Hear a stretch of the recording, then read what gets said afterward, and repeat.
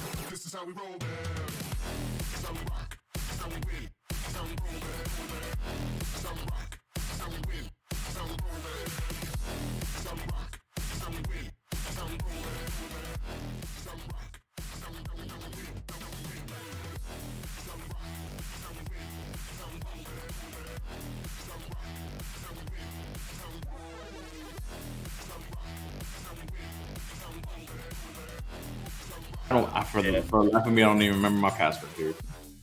Oh, we're live. Hey, what's up, Hey, y'all? what's going on? Live. Hope y'all got to hear that conversation, even though it was very short. I'm glad I was paying attention. So what's up, y'all? Generation Orange in the house yet again. A little bit before 7. Looking at you, Nest, going, what's up with that? Oh Early man. worm catches the worm.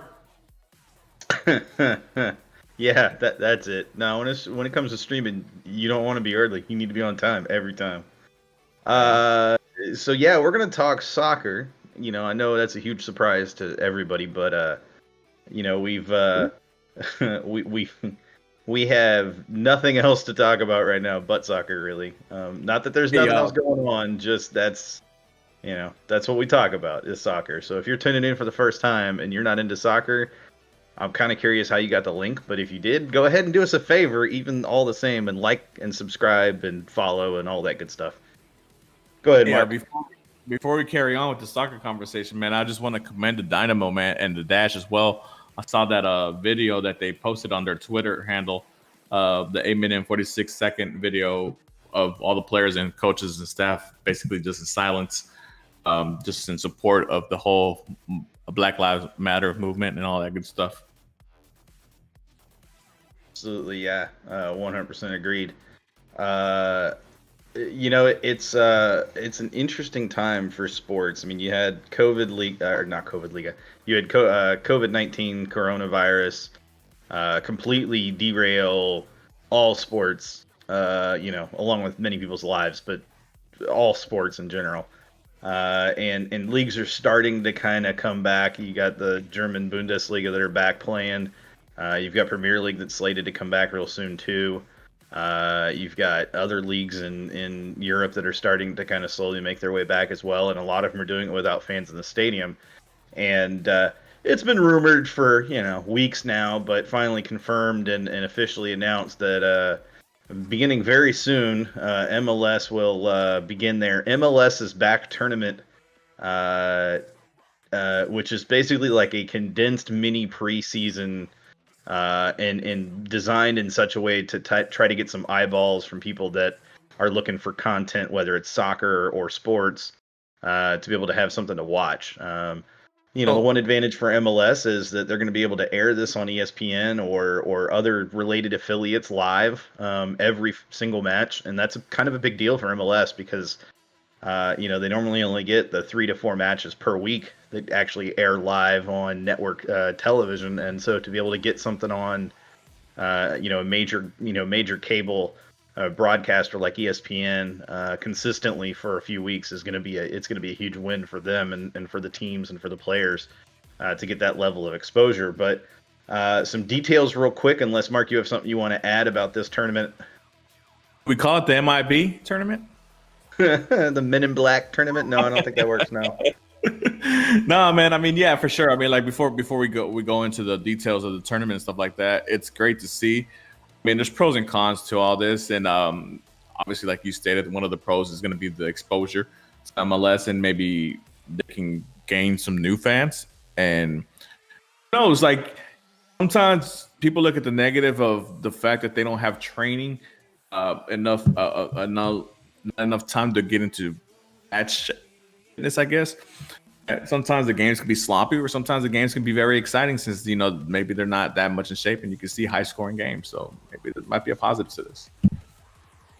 Yeah, we'll certainly see. I think with a lot of players still maintaining fitness, however they can get it in, whether it's fitness routines that they've been doing individually, which everybody has been doing individual routines, or otherwise, there's definitely match fitness, but I'm not as coming into this. I'm definitely not personally as concerned about the quality of play. I think that quality of play is going to be there, but I do think we're going to see a little bit of that preseason kind of lack of fluidity, a little bit of that lack of chemistry. I mean, you've been off 2 months, 3 months, really, when you think about it now, and by the time they play, almost 4 months, or 3.5 months at least.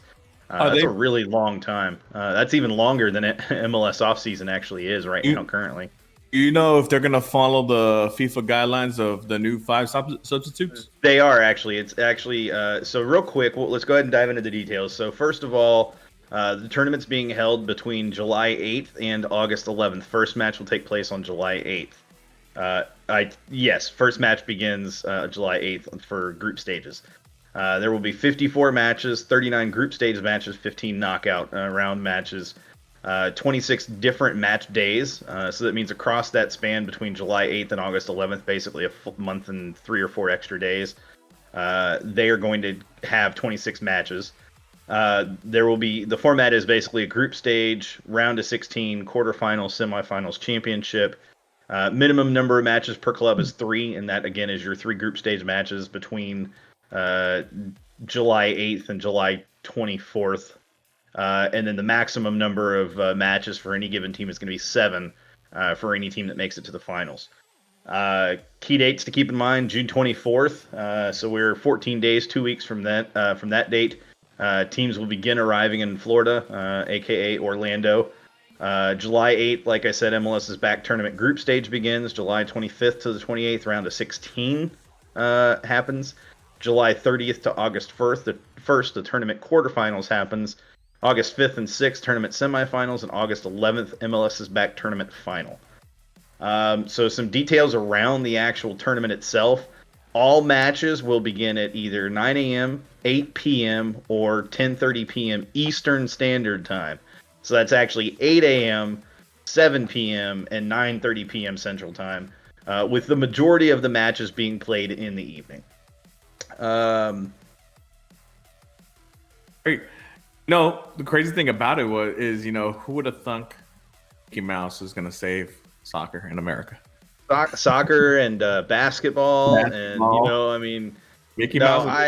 We talked about it last week, and I still struggle a little bit with the comfort level that players in the league seem to have with having both major sports leagues in the same area, even if those resorts are on opposite sides of the park. That is still, there's a lot of logistics to figure out for that, and I'm just glad I'm not the one in the league office trying to figure out all the details. That's for sure. Well, the thing is, since ESPN is the majority, television provider, sponsor for both MLS and NBA, that's the only other place that they could. Because they don't have the facilities in Bristol to do it. So obviously, since ESPN is part owned by the Walt Disney Company, Orlando is the prime location with all the available stadiums and facilities that are there, and obviously the hotels because of the big attraction of Disney World over there. Yeah, and I suspect they're not going to have. They've already talked about having modified Disney World availability and openness. Again, that's still there's a lot of details there that still are not really readily available to us in terms of logistics. No, I don't think they want to make it available yet until they finalized everything, and they want to make sure that they got everything fine tuned, because obviously right now with everybody with so much time in their hands, they're willing to nitpick at everything and show how they're going about this the wrong way, or maybe they're mishandling this situation. So they're trying to make sure that everything is, good and agreed upon, and the I's are dotted and all the T's are crossed and all that good stuff. So, but I'm pretty sure we'll find out. I don't think we're not going to know prior to the tournament starting and the NBA season starting. So we'll see how it goes. The NBA, we're still waiting on really the details of their full, process, what they're going to do when they return, and what this is supposed to be like. They're going to do it like a summer league tournament, which really makes a lot of sense, and honestly is going to be a lot of fun to watch. But I think one of the things that we all need to keep in mind as far as why ESPN would pony up, and I guarantee you ESPN's ponied up a lot of this money, and it has nothing to do with them being a broadcast partner specifically, and everything to do with the fact that if they land both of these tournaments, no matter what the other broadcasters do, ESPN positions themselves as the primary place to watch live sports for the next 3 months. Oh yeah, I mean, think about it, Sean. The only other sport that's going on right now that would go on is baseball, but you see they're in disputes, and honestly, I'm more leaning to the side that we're not going to have a baseball season. So because the way these discussions are going, I don't really know what's going on there, and obviously with the NBA and MLS being partners with ESPN, ABC, as far as broadcasting rights go, they obviously know that they need to get this thing going so they can have as much viewership as possible and get that money back that they've invested, because those ratings are going to go sky high because it's the beginning of sports in America, Yeah. sports that they know and teams that they actually follow. I mean, I know it's been, kind of cute to watch Korean baseball or, and obviously for some people who don't watch soccer, watch the Bundesliga and watch these German teams play and NASCAR, I guess, and the other stuff. But now you have basketball, which is the number 2 sport in America, the number 2 sport in the world, and MLS, which I mean, it's not. I'm not gonna call it top 4 in America, but it's soccer, and I have a lot of soccer followers here, and it's gonna come in a time where you're gonna have so much soccer going on that, and especially during the weekends, you're gonna have barely a Bundesliga already going on. And then MLS, which is your local flavor. So, who knows how many people are going to jump on that as well. So, I think the brain trust over there, ABC and ESPN, I mean, obviously they know, like, hey, we need to get this stuff going as fast as possible. Obviously, making sure that everybody's okay and everybody's following guidelines and quarantining where they need to be. But yeah, let's get this thing going. Let's talk details. Group stage. There's 26 teams in MLS, and they'll be split into 6 different groups. The Eastern Conference will have 3 groups, 1 of 6 teams and 2 with 4 teams each. The Western Conference will have 3 groups, each consisting of 4 teams. Each team will play 3 group stage matches over the course of 16 consecutive days. So that's 1 match, 6 days rest, roughly, 1 match, 6 days rest, roughly, and then another match. Which is actually decent and better than it usually is during the MLS season, so I can't really complain about that. Or identical to the MLS season when it's just 3 matches in a 2-week span. It's not bad.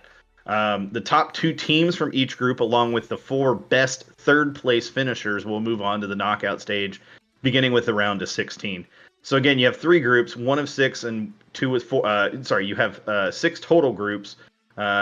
Eastern and Western Conference. The important thing is that Nashville SC will be moved to the Eastern Conference for the remainder of the 2020 season, which includes this tournament, to help even out the 2 conferences. So Western Conference, you have 13 teams, and 12 teams, and all 3 groups will have 4 teams in each group. So if the top 2 teams in each group advance, then that means that at worst the Dynamo will have a 1 in 4 chance to advance from their group onto the knockout stage, because each group consists of 4 teams, and you're going to play each of those teams once before moving on. Important of note, if 2 or more clubs are tied on points in the group stage, MLS regular season tie-breaking procedures are used. Tie-breaking for determining the 4 third-place clubs are first points, second goal differential, third goals scored, and 4 fewest disciplinary points. This is actually good for the Dynamo because if they are one of those third-place teams that is tied, they're going to be one of those teams that likely will have a very interesting goal differential because they like to pour it on when they're playing well. And if they come in this tournament, and they should have everybody healthy except for Bizama at this point, if they have everybody healthy, this is an offense that can absolutely explode in a tournament like this. Also important to note, as the host team, Orlando City SC will be the top seed in the 6-team group in the Eastern Conference. Also, the 4 semifinalists from the 2019 MLS Cup playoffs, Atlanta United, LAFC, Seattle Sounders FC, and Toronto FC, will join Orlando as group seeds, which means that LAFC and Seattle Sounders are going to be 2 of the and along with RSL, who were the next highest points total in the Western Conference from the 2019 season. So those 3 teams are going to be 3 teams that will be guaranteed to be in different groups. They're technically tier 1 teams. Yes, that exactly. They're considered tier 1 teams.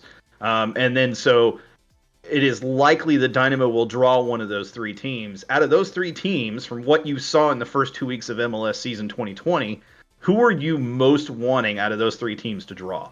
Do you want to be in the RSL pot, the Seattle Sounders pot, or the LAFC pot? RSL all day.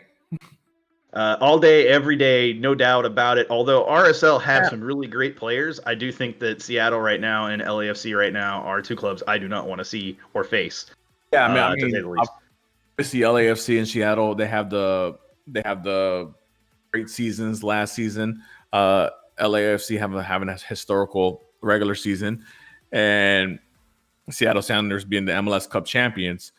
Those two teams, they know each other. They've played with each other. They have a couple of seasons together. RSL, even though they've made some acquisitions, they haven't played together as much yet, and so out of those three, yeah, man, RSL all day, baby. Give me RSL all day. Absolutely right. And we just talked about why that makes sense. But another thing to keep in mind, and this is why this tournament is going to feel completely different for not only fans, but for players and technical staff. This tournament actually means something to regular season standings. So what MLS has done, and this is a first time we've ever seen a league do this, where a tournament, whether it's midseason or preseason or whatever, actually has an impact on your regular season standings. What I mean by that is every one of those 39 group stage matches will count for points towards the 2020 regular season standings, which means that every team has a reason to come out and play everything as hard as they can, every match, come out and win this thing. Even if your only goal is to make it to the knockout round as a first place finish, winning all three of your group stage matches, and then you don't really care what happens in those knockout stages, because at that point, your regular season, you've added 9 extra points, basically. That's a big, big deal against teams where maybe you come out and you win all three of your matches, and maybe they only win one of theirs. That's a 6-point gap that you can either make up or you can put between yourself and the teams that you beat. So that's a huge, huge, huge deal. And the Dynamo are in a position where if they do that, they could leapfrog into second or third place in the Western Conference, with just a few, with how many ever matches remain after that. They're still talking. They're going to figure out how many matches they're going to play and how they're going to schedule it. But that 6 points, or even that 9 points, those 9 points are absolutely vital in the regular season, especially when everybody is basically level footing. Now, the other advantage the Dynamo have, and this is true for all Western Conference teams, is with Nashville moving back or moving over to the Eastern Conference for the rest of this season. That means that the Dynamo are one spot closer, technically air quotes, to securing a playoff spot in MLS playoffs when that time comes at the end of the regular season. Yeah, and let's not forget, where the Dynamo get placed in this tournament is way important, because obviously they need to get in the points, because I think they're going to include the results from the first 2 matches of the season as well. And the Dynamo only gained 1 point, and I think they were -4 goal differential to start the season. So, this is very pivotal for the Dynamo to not fall too far back. If they can win 2 out of 3 group matches, or even all 3 if possible, depending on where they get placed in this tournament, because obviously the first 2 games didn't really go off the way we wanted, especially that second one. And they need to gain some ground, because Western Conference is a strong conference, man. Along with LAFC, you got Seattle Sounders. You have strong clubs in this division that can pull away quickly if the other team's not ready. It's there is something to consider as well, and that is the way that teams played those first 2 matches, home versus away. These matches are effectively away matches. So, I look at a lot of the teams in the Western Conference, for instance, and there are 4 teams that actually had a win on the road, air quote, on the road. Those teams were SKC, Minnesota, Colorado, and Vancouver, actually. I think Vancouver is an interesting team, but I'm not as worried about them. Dallas don't worry me at all. Dallas weren't one of the ones with an away win. Colorado, they don't worry me. They're not a team that I feel are built for this type of tournament. Minnesota don't really worry me either, although they were 2-0-0 with 8 goals for, 3 goals against, and 5 with a 5-goal differential. SKC were sitting atop with a 6-goal differential. We know why that was. 7 goals for and only 1 goal against, though. 1 home and 1 away win. But again, only 2 matches, so it's also hard to tell from only 2 matches, how things are going to shake up in terms of when they actually start playing this. So some other details that are important, and Cisco kind of called it out, and I was getting ready to get to this. Another reason why it's important, if you can come out and win all 3 of your group stage matches, and you can go into the knockout stage in a decent position to run the table throughout those knockout stages, it's very important if you get anywhere in those knockout stages all the way up through the final. It's important you go ahead and put forth your best foot forward, because there's actually a CCL berth on the line for the winner of the final, and that's a huge deal because that's multiple things. Number one, it's CCL, so it's exposure, but number two, that's money. That's actually money for your club and for the players, because it counts as a CCL berth for next year, which means that players that have those clauses in their contract, which are most of your starters at this point in MLS, that's extra guaranteed money for next season. And at that point, yes, you can push yourself all the way and see how far you can go in 2020, but you've guaranteed yourself as a player that 2021 is going to be nice. Going back to where you were saying about the standings, this is another reason why it is important for the Dynamo to do well in this group stage, because you take a team in the Western Conference like Colorado. You said that obviously we look at them and we're like, man, it's not that strong of a team, right? But they won their first 2 games and they have 6 points. And let's say they go in let's say they get 5 points out of the group stage, a win and 2 draws or something like that, and that's another 11 points. And the Dynamo don't do so well, and they only get like 2 points, 2 draws and a loss or something like that, and they only gain 3 points from this group stage, and they only have 3 points to coming out of this, and Colorado has 11. That's a huge margin. That's why it's imperative that they start good, and they focus and they go out there and treat this tournament for what it is. It's still points for your regular season. And from everything that I'm hearing, obviously the Dynamo, the way they're built, this type of tournament really is a strength for them. And I'm hoping to see that. And obviously with all of our attacking players healthy and all of our stars healthy, we should be up and rolling, because everybody's acclimated to each other. The only new acquisition obviously is Darwin, but I'm sure Darwin's not. He's a professional and he'll wait. The only acquisition? No, don't forget Valentin, who's going to be absolutely key and vital to this run. I'm talking about the attacking side of the ball right now. Oh, gotcha. Well, wait, don't knock Valentin now. Come on now. Yeah, but I'm talking about the main. My dude, bro. My dude. Come on. I'm just saying. No, I hear you. Yeah. Darwin's the only one that is new as far as like the big attackers that we think they're gonna do really well for us this season. Obviously, our Albert and Mauro and Christian from time to time and Darwin.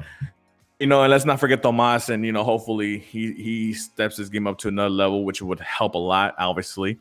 And yeah, it's really important that the Dynamo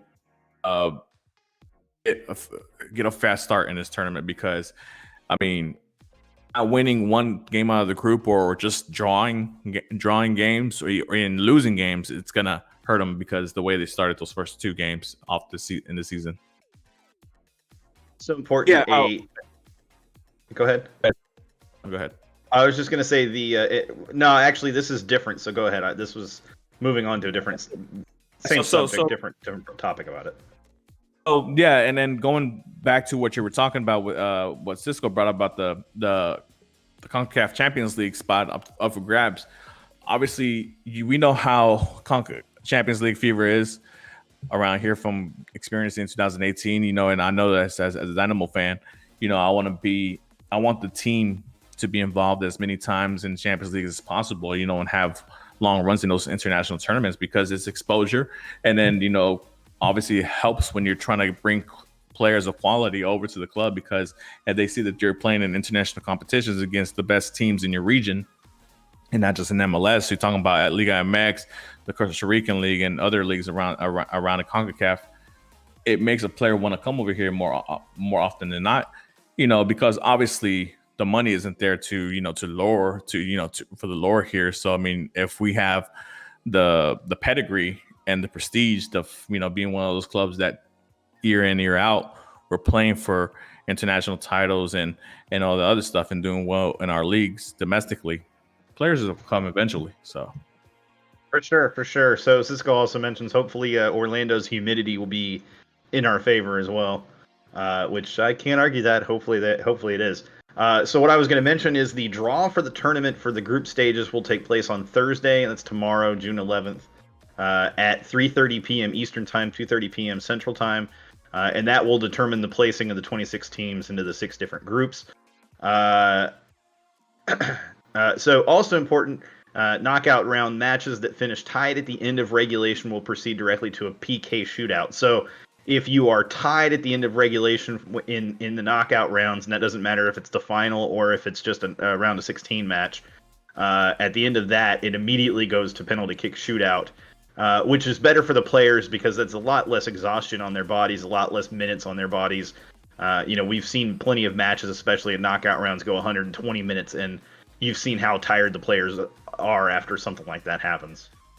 Yeah, I mean, and I forgot what tournament did it, but they went straight to PK as I think they were doing it as a just to see how it would be instead of doing the extra time, and I think it worked out best. I forgot what tournament it was. I can't think of it off the top of my head, but yeah, they went straight to PKs, and to be honest, it's more intense, yeah, more passionate because you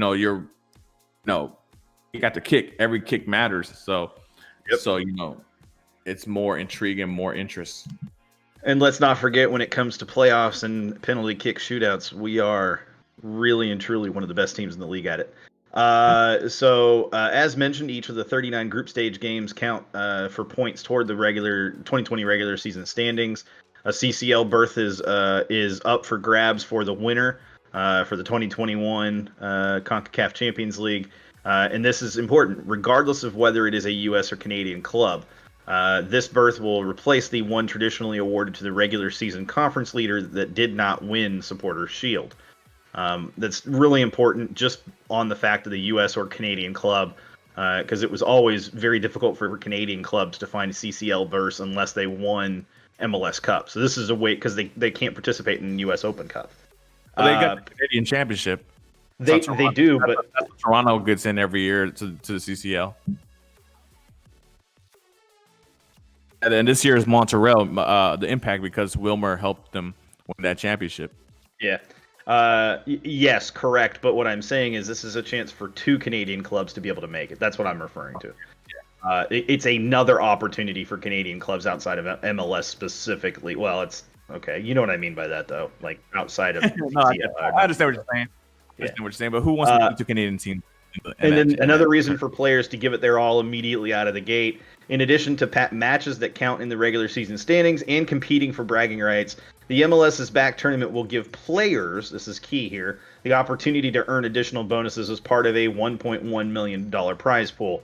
So there's actually something at stake for players as well when it comes to extra money. I guarantee you, players like a Memo Rodriguez, especially right now, with the announcement that they've got a little one on the way, and other players that are looking to secure additional, financial income. This is a way to do that, and it's a way to do it where you could show off, in a big way. Other than that, you brought up the substitutions and whether they're going to adopt the IFAB rules. Clubs can make up to 5 substitutions per match per the new protocol set by IFAB, but each club will have a maximum of 3 opportunities to make those 5 subs in every match. Subs made at halftime will not count toward one of the 3 opportunities. So in theory, you have technically 4 opportunities to make substitutions, to make those 5 substitutions, but one of those 4 would have to be at halftime. And so if you're going to make all 5 of your substitutions, you're making 2 at once, at least twice, or at least once to hit that 5 substitutions. The interesting thing about that is because of that, the team game day roster will now allow for up to 23 players on the roster, for match day, which is up from 18. So that's a 5-player jump, which means we may actually see some players that we normally would not see have an opportunity to get minutes, to actually get some young players minutes. Players that I'm thinking of specifically are players that might be RGV players, may get an opportunity to sign a short-term contract, and may get an opportunity to show themselves out in a tournament like this. Even if it's just 15, 20 minutes, just to give another player rest. That's a big deal. It definitely improves and increases the depth of the Dynamo roster overall.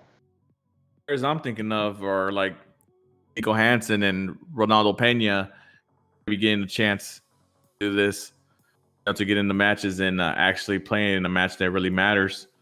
As far as the regular season goes, obviously like the RGV players, and then might be seeing Marcelo Palomino. So that's the one that we're excited to see, obviously, because he didn't play in the first 2 matches. So it's going to be great to see him out there in the field. Hopefully, we don't want to assume things. Again, having 23 players on the roster means you can bring him to the tournament at the very least, which I think is very highly likely. The second thing is that means that you can save one of your substitutions for the final 2 or 3 minutes of a match, throw him on the pitch and let him play. Give him minutes. At the very least you can do that because you have extra substitutions available to you now. And so it's a big deal. It's a very, very, very big deal. And who knows? The kid has the capability to score some impressive goals on free kicks, and late in the match, that may be exactly what you're looking for out of him. So put him on the game day roster. 23 players. Yeah, he can fit. But it also changes the way tactically the coach is going to go into the game. Because obviously now that you have those 2 extra substitutes, you can, depending on how the game flow goes or how the game's going, or if you see a player that you normally wouldn't sub out, maybe he the game's out of reach and you're winning, and then you do sub out Albert Elise at the 80th minute because you're up 3-0, and you put in somebody else. It's and you give him a little bit of rest instead of him having to go the full 90. And like I said, I don't know if each coach is going to take advantage of all 5 changes. Especially knowing that one of them you have to make a double change at one point to get them to get all those 5 changes. But it's going to be interesting to see how they use it tactically, because it's another move in their back pocket that they can do to hopefully improve their situation on game day, to see whether or not they can win that match, turn that tie into a win, turn that loss into a tie, or whatever. Because like I said, even though they're professionals and they've been doing their workout routines, it's nothing like game day in this, and they're gonna be some tired legs early in those games, and I wouldn't be surprised to see changes at halftime, the first game and the second game for sure. I agree with you, and I think that's part of the strategy too, is knowing that you can take a chance as a coach, in the first half, and then if a player's not performing, you can pull them at halftime, because it still counts towards your 5 subs available, but it doesn't count towards your 3 opportunities to make substitutions. So that gives you a 4th time to make a substitution, which again, a really big deal in an MLS match. Yeah. Go ahead. Mark. Yeah. So like before we go on to the next topic, it's also you got to think about it. Maybe one of those games for some reason, because usually when you're the coach, when you're using your substitutions, it's either to try to go win the game or to try to improve the level of your game, your team's game, or possession wise. So you insert more of an attacking player or offensive player. But if for whatever reason, maybe one of the center backs is not having a good day, maybe Kiki's not up for that game. You can substitute him, and put in Cabrera or Valentin or whoever else you have in the back and the bench, and not have to worry about, I wasted one of my subs on a defender. Yeah. Also important, video review will be in effect, as is the case during MLS regular MLS play. The Professional Referees Organization, aka Pro, will have access to video review for all games. Delays and match delays and postponements will be handled as per the 2020 MLS regular season rules. Any group stage match may be considered final should it reach the 60th minute and it is determined that the match cannot continue. This is important actually in Orlando because we are in hurricane season and there are enough tropical disturbances right now to be aware of. That there's no guarantee that over the next month or 2 months that this basically is taking place, that we're not going to see some sort of tropical disturbance, interrupt this tournament. And that will be interesting to see how they handle that, because if it's a multi-day postponement, that's going to change their scheduling just a tiny bit. Also important, and this is big here, disciplinary stuff. And we the reason I'm bringing this up is we've seen it impact the Dynamo previously. I can think of at least a couple of times where it did. All discipline received from the first 2 matches of the 2020 regular season will carry over to the MLS's back tournament. That means that players that are already sitting on yellow cards will carry over. Players that received red cards in the second match of the season will not be available for their team's first match of the MLS's back tournament. Also, all group stage discipline will be reset before the start of the knockout stage, except for red cards and second yellows. No surprise there. And other disciplinary committee action, which will carry over to the knockout stage. That means that the Disco is actually going to be watching these matches and actually making decisions on things that need to be made decisions on. Why is that important? Because normally in the playoffs, Disco does not intervene. They normally sit back and just let things happen. In this case, because it's more like a regular season type thing, they're going to be more proactive, which means that we may see some red cards overturned. We may see some yellow cards that get handed out, even some red cards that get handed out for stuff that gets missed on the field but gets caught by cameras. Also important, there will be no yellow card accumulation policy for the knockout stage, which means once your team makes it to the knockout stage and all players have served any pending suspensions at that point, all players will be available throughout the remainder of the tournament, no matter what they get, unless it's a red card. Then they're out for the next match. Any group stage discipline that has not been served prior to the end of the group stage will be applied to the next 2020 regular season match following the completion of the tournament. Note, group stage matches count toward regular season standings.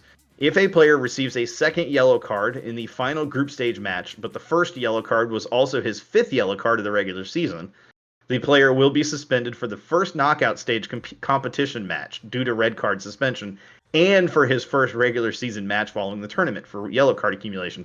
So basically, players have played 2 matches currently in the regular season. Any player that's sitting on 2 yellow cards, if they get a yellow card in each of the first, or in the first match, or in 2 of the 3 group stage matches, they'll be sitting on 4 yellow cards. If they then get another one during the knockout stages, they would then miss whichever the next, they would then miss a knockout stage match and then subsequently a regular season match as well. Which would be kind of incredible. I don't think we're going to see it happen, but you never know. Red cards and second yellows and disco action in any player's final knockout stage match will carry over to the regular season. All other knockout stage discipline that has not been fully served prior to the conclusion of the knockout stage will not carry over to the regular season following the tournament.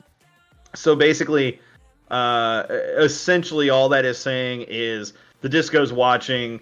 Don't be stupid. Don't do something that's going to get you red carded, because they will serve you a red card even if they don't catch it on the field at the time.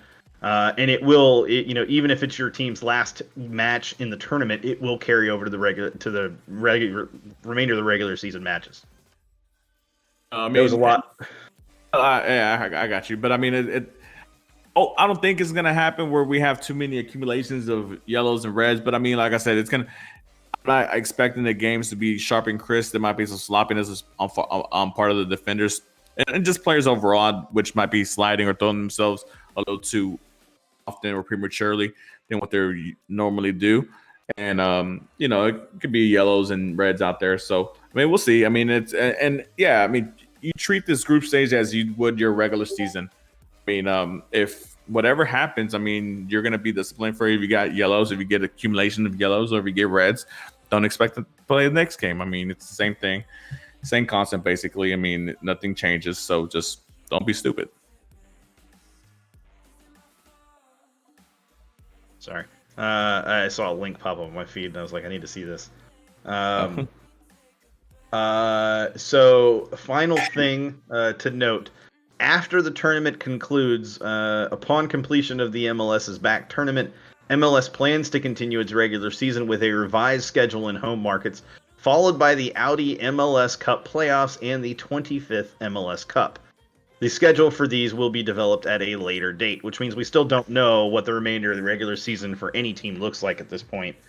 And so, I'm just hoping that they don't exclude rivalry matches, because I think it's very plausible that we see teams only play their conference moving forward. I don't think we're going to see situations where teams don't play because, again, it's going to be a significantly reduced schedule at this point. And so because of that, I think we're only going to... So I'm saying, since the tournament essentially ends August 11th, right? Mm-hmm. So whatever day August 11th is, I'm guessing it's a weekend game. Why don't you just pick up the regular season from after that and see and go from there? August 11th is a Tuesday, actually. Is it really? It's a Tuesday. Wow. So I think the intent is probably the 11th will be the final, and then teams will pick up play on the 14th or 15th, so Friday or Saturday of that week, and then the 16th as well for any teams that end up scheduled for that Sunday. And then I think we continue to see kind of week over week from that point on. But it's a very interesting kind of layout. I'm intrigued to see the draw. What I was chuckling over is that who was this? It was Greg Seltzer from MLSsoccer.com posted his Dream MLS is Back tournament draw. I absolutely despise this draw, and frankly would probably cry if this draw ended up happening. So I'm going to skip the Eastern Conference. I don't really care about the Eastern Conference, but the Western Conference, Group B, which would be our group, LAFC, Houston Dynamo, LA Galaxy, San Jose Earthquakes. So it's an all California with Houston. But you know what here, right, John? What? You know what the thing is here, right? Not only do you have the obviously the El Tráfico Derby and you have the Cali Derby, but you have old Earthquakes versus new Earthquakes. Yeah, and the other thing about that is also Houston clearly has some form of hatred towards all three of these teams without a doubt. San Jose may be a little bit less so than the other two, but LA Galaxy and LAFC, there's no question the hatred that the Dynamo and the Dynamo fans have for those two teams. But even still, I just don't want it because while all three of those teams are theoretically beatable, again, I don't want to be in LAFC's group. I would rather draw Seattle than LAFC at this point, I think, because LAFC are just that great. I will note that his Group D, which is the second Western Conference group, includes Seattle Sounders, Minnesota United, Portland Timbers, and Vancouver Whitecaps, because he had to keep the Cascadia trio in effect. And to be fair, I can't blame him. That would be an ideal draw. I hope we don't see it because I don't want to see blood on a pitch in Orlando. That just doesn't seem very Mickey Mouse to me. But, it would be a very fierce foursome, to say the least. And Minnesota United are no slouch, to say the least. And they're also rough and tumble and more than happy to be very physical defensively. So that would be a very interesting one. That leaves Group F, the other Western Conference group, as RSL, Colorado Rapids, FC Dallas, and Sporting KC. I hate that group for one reason, because there's one clear winner in that group, and to me that's SKC. And then all three of those other teams, I feel like the Dynamo could beat. And so, go ahead. But if aside from the group that the Dynamo are in, you see that these are kind of regionalized. Because obviously Dallas is closer to Colorado and Utah and obviously Kansas City, and all this stuff. But if you want to look at, obviously, I don't want to be in LAFC's way. Obviously they're the cream of the crop as far as MLS teams go, based off of last season what they did, but what if, this is hypothetically speaking, what if this was the group and the Dynamo did well and they made it out the group stage, maybe not the first team, but second place team, and they did really well against this team. Now you come out of this tournament into the regular season thinking like, damn, the Dynamo have something going here. If they were able to beat LAFC, LA Galaxy, and San Jose Earthquake, we got something here.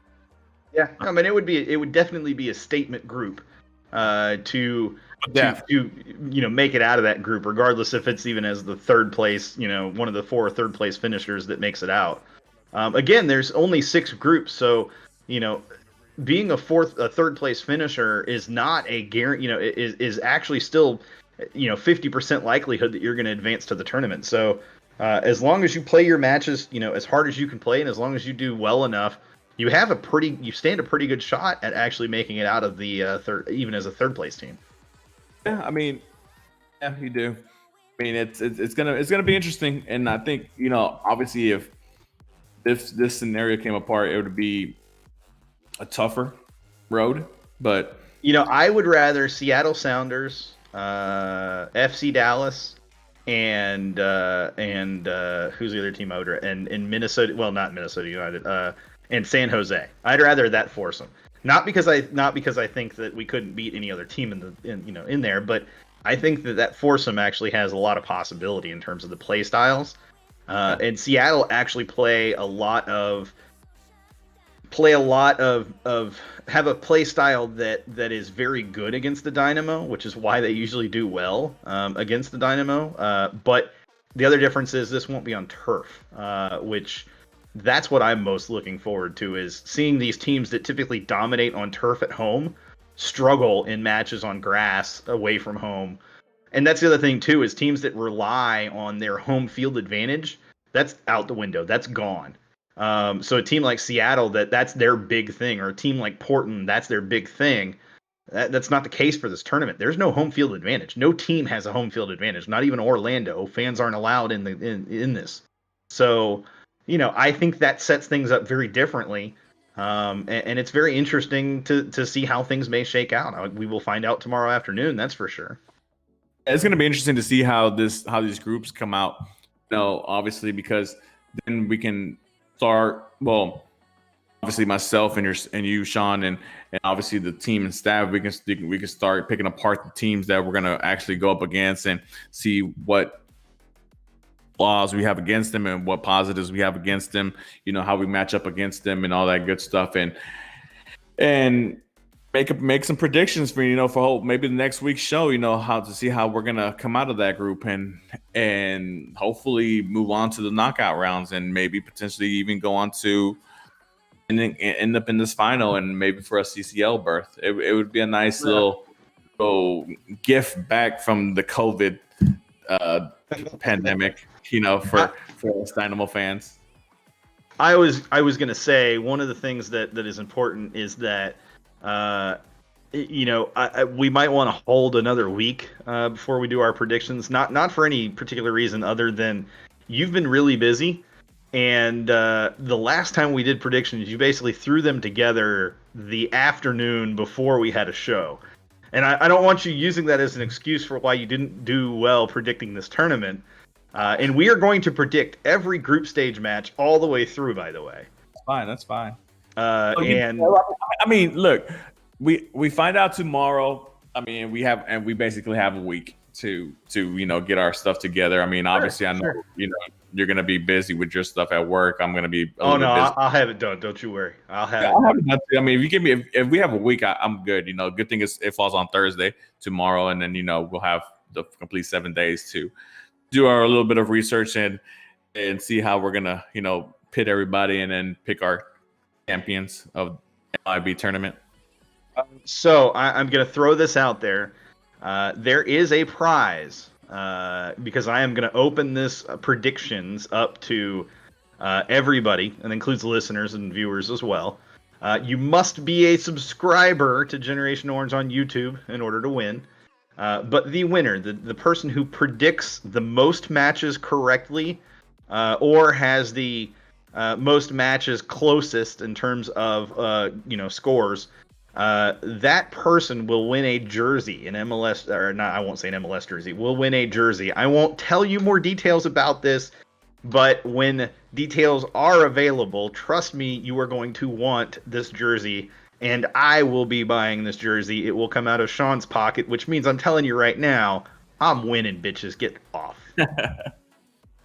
So wait, do I get a chance to win jersey? No, you're part of this, Mark. You're part of this. So if you do well, so look, y'all, here's the thing, right? Knowing that Mark is going to suck it up, you guys have at least that good of a chance to win. It's really just against me. Mark's not even in the equation anymore. Good luck, Sean. Good luck, Sean. We're gonna see at the end of this. We're gonna see. At Yeah, the end we of this. are. You're right. We are going to see at the end of this. The end We of the definitely day, will.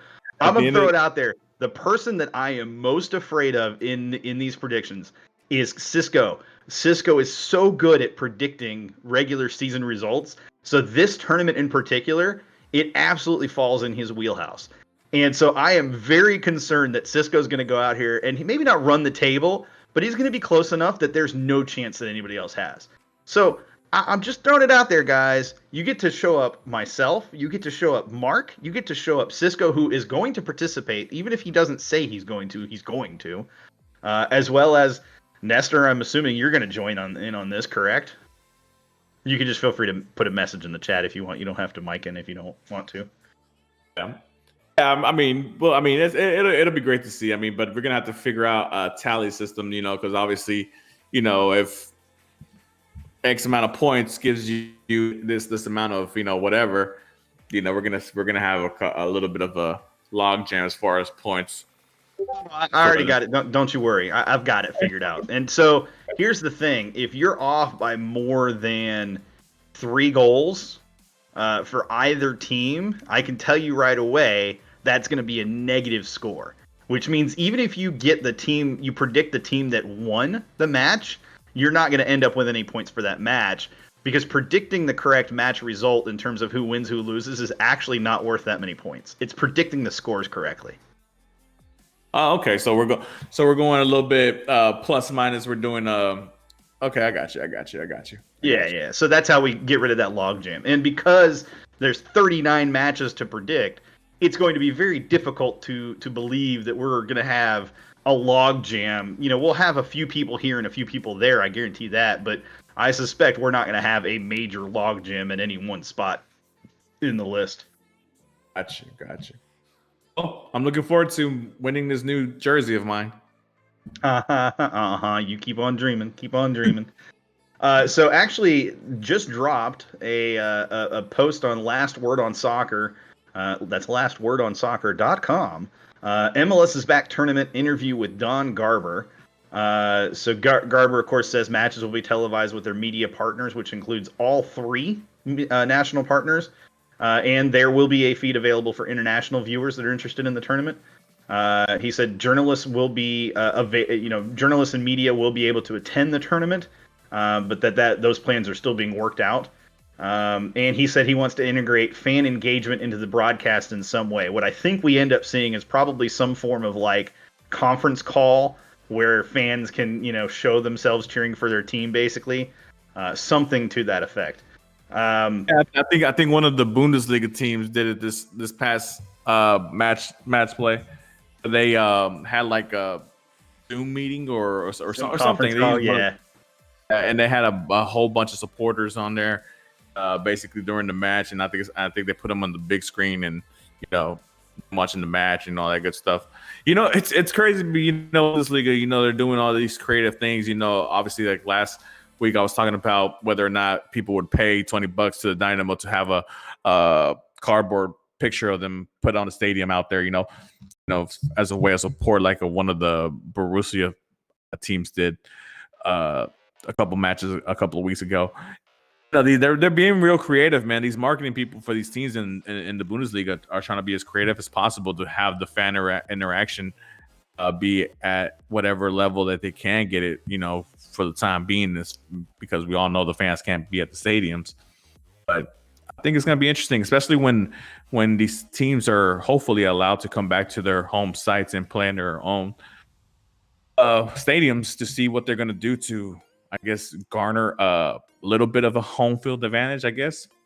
We'll see what kind of plans the marketing team comes up with. Well, and that's the thing is because we have to remember it's not just the marketing team from for MLS either. This includes the marketing teams from all these different MLS teams, and there are some really good marketing teams. And if something works for one of those teams, I guarantee you MLS will adopt it in a heartbeat. They're looking to make this as big of a hype fest as possible. Sure. And I'm also looking forward to, seeing what kind of because obviously the capacities for bars and are being widened. So I mean, obviously we can have watch parties or certain things of that nature. I mean, obviously not to the extent of the watch party that was had by the supporter groups by Hustle Town at the beginning of the year, but something similar to that, all that good stuff. I mean, something like that can happen as well, and maybe somebody from the Dynamo personnel can be involved. Have them on Zoom while they're watch the game or something like that. Just throwing ideas out there. Absolutely. So an interesting tidbit actually from Don about this. He said that they put together a team of infectious disease doctors and consultants that worked with them and their chief medical officers to ensure that they have the right protocols in place to manage the tournament within the environment of a neutral site. To begin sourcing testing, both testing for PCR and for serology, ensuring that we have the least impact on any tests that were going to be available for the general public. That's an interesting statement because I've railed against the idea of putting all these players in the same place, but if they really are doing those things that he just said, then they are taking that part of it seriously and serious enough that's going to be effective, in my opinion, at keeping players safe and keeping team staff and personnel safe, which is again of utmost important when it's something of this nature. Callo says Orlando is great for the Dynamo. The pitches are uncovered. Heat and humidity is our absolute brand. Can't argue with that. Those that train in great in heat and humidity definitely have an advantage. So Jeff, real quick for you, since we were talking about the trying to integrate or not integrate, but trying to bring some of that fan interaction and engagement into the broadcast. If they're able to, I'm totally throwing this on Jeff right now, and he's probably going to hate me for it if he's even still there.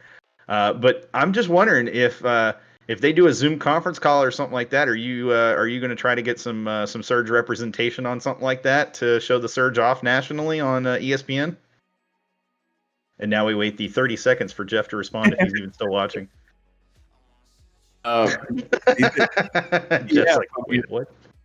The TF to me stands for one thing. I don't know, if that's the answer you're looking for, Sean. Transformers. That's what it stands for. Transformers. Oh yeah. But I mean, I would think they would try to take advantage of that situation like that if it came up. And speaking about the Surge, I saw on their Twitter page that partnership that they did with Patria Energy Drink with those masks. Man, that's a good look out there, man. And for sure, I'm gonna put my purchase in for one too.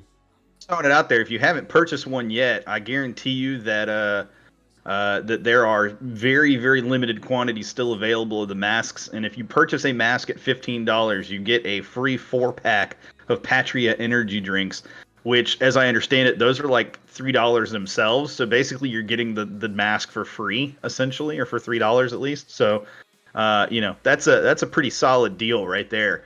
To get some energy drinks or get your mask, either way you look at it, it's still a pretty solid deal. I definitely got myself in for one, that's for sure. Could use another mask instead of the one that my sister so nicely made for me. Hey, there you go, man. Jeff does say that they brought it up with the front office and they are working on things, which I think is amazing. Again, the front office have been extremely willing to work with the Surge and other supporters groups of the Dynamo, which includes EB and Texan Army and Bandera Negra and any other supporters groups that are out there as well. They've been very open and willing to work with the supporters groups, and this seems like no exception, which again makes me very happy to see. So just again, that came across my timeline. If you're looking for the link or trying to find the link, I'm about to post it to the Twitter feed right now. So if you're looking for it, follow us on Twitter at Gen Orange Radio, and that link will be up there very, very, very shortly. Yeah, so I mean, it's a good look, man. Like you said, piggybacking off what you said about the front office, they seem really intent to gather that support with the supporter groups and fans overall. And I think they're doing a really great job of just being more available. Making themselves available to supporter groups and fans, and actually listen to them and their opinions and fan inputs and all that great stuff. And I think it's worked out for them. I mean, obviously we had a great opening game and hopefully with whatever happens during this tournament and the rest of the regular season, there can be more involvement with the front office and the personnel from the Dynamo organization and the supporter groups and all the fans, and to keep that same energy and that same hype up for as much as we can, obviously due to the circumstances, but keep that same energy, like they say. Just a quick throw it out there. Nestor did say he would participate in the predictions as well. So, Nestor, huge shout out. We appreciate that, of course. Guys, if you are tuning in and watching us, we are in our final minute, literally, of the show. But if you are tuning in, make sure you like us, follow us, tweet us, etc., etc., etc. Subscribe to the channel if you're watching on YouTube. It doesn't matter, whatever you do, you. But we are also on Twitch. For those that don't know, twitch.tv/GenerationOrange. Haven't done a whole lot of streaming because my internet has been totally crap, but streaming possibilities always exist. Again, make sure you guys check out our YouTube channel. I'm not going to spell out the link because it's a bunch of letters, but the more of you that subscribe, we're 40 subscribers away. 40 subscribers away, and I know you know friends and family, so throw them that link and tell them go subscribe. I don't care if you don't watch the videos, just subscribe so they can get closer. Guys, we do appreciate you tuning in tonight for sure. And as always, if you tweet us during the week, we will try to incorporate it into the show. Kind of sad that there was no poll of the day or poll of the couple of days. I enjoyed those. Slack remark over here. I did one last week. It just this week, dude, it's a matter of what have you done for me lately. Last week is last week, bro. We're in a new week. Come on now. Look. Don't worry, man. We're gonna get the poll of the week up, the poll of the day, or whatever. We won't need the poll. We won't need a poll next week. We're gonna have predictions to discuss. Well, yeah, that's predictions, but but there's got to be something else. There's gonna be news between there and now, not just the grouping. I mean, there's gonna be other. That's fair. No, come on, man. We can't just keep. We gotta have different topics, Sean. I mean, you say that, but we just talked a full hour on just MLS's back tournament, so it's all good. Might be, maybe MIB. MIB. That's going to be an acronym for this tournament, and it's going to be hilarious. But anyways, guys, we do appreciate you tuning in. Have a great rest of your week, and we will talk to you next week. Have a good night, guys. Adios.